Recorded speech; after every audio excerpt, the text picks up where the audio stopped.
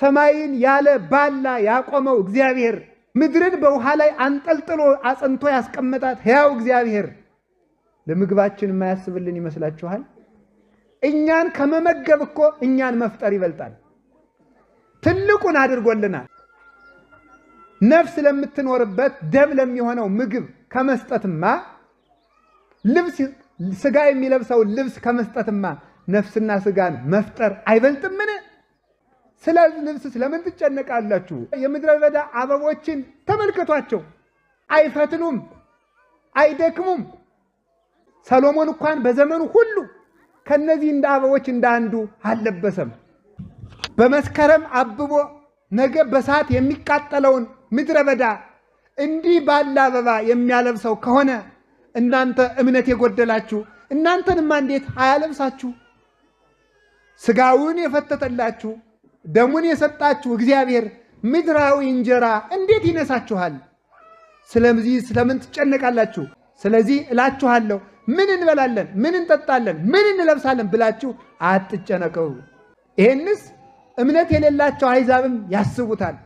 የእናንተ ብልጫችሁ ምንድነው ብሎ ይናገራል። ስለዚህ እግዚአብሔር ስለሚያስብልን ጸሎት አታብዙ ማለት ይሄን አድርግልኝ ማለት አታብዙ።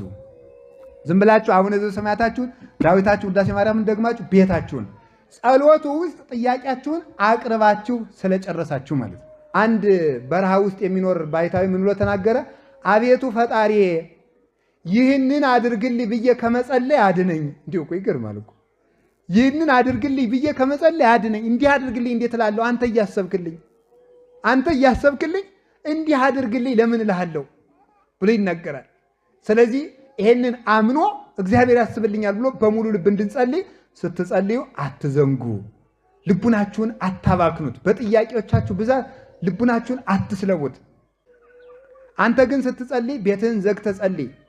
ይሄንን ስለሚል ብዙ አሁንም ቅድም እንዳልኩት ከኛ ቤተክርስቲያን የወጡት ወንድሞቻችን እህቶቻችን እንዳሉ ቤተክርስቲያን ውስጥ ቆሞ መጸለይ ውዳሴ ከንቱ ነው። ምክንያቱም ክርስቶስ ያለ ቤትህን ዘግተህ ጸልይ ነው የሚል ጥያቄ እየጠየቁ ምዕመናንን ያደናግራሉ። መጽሐፍ ቅዱስ ያልተማሩትን ግን መልሱ ለዚህ ምንድን ነው? ጌታችን መድኃኒታችን ኢየሱስ ክርስቶስ የማህበር ጸሎትን ቤተክርስቲያን ቆሞ መጸለይን ውዳሴ ከንቱ ነው አላለም። እንደገና በአደባባይ አጸልዩ፣ መንገድ ለመንገድ ከተማ ለከተማ ነው እንጂ ያለ የቤተክርስቲያንን ውዳሴ ከንቱ ብሎት አይደለም። ከቤተክርስቲያን የተረፈውን ከጸሎት ቤታችሁ ጸልዩት እንጂ አደባባይ አትጸልዩ። አንተ ቤትህን ዘግተህ ጸልይ። አንድም ህዋሳትህን ሰብስበህ ጸልይ ማለት ነው። ቤት የተባለ ሰውነትህን ሰብስበህ ጸልይ። በስውር የሚያይህ እግዚአብሔር በግልጥ ዋጋህን ይከፍልሃል።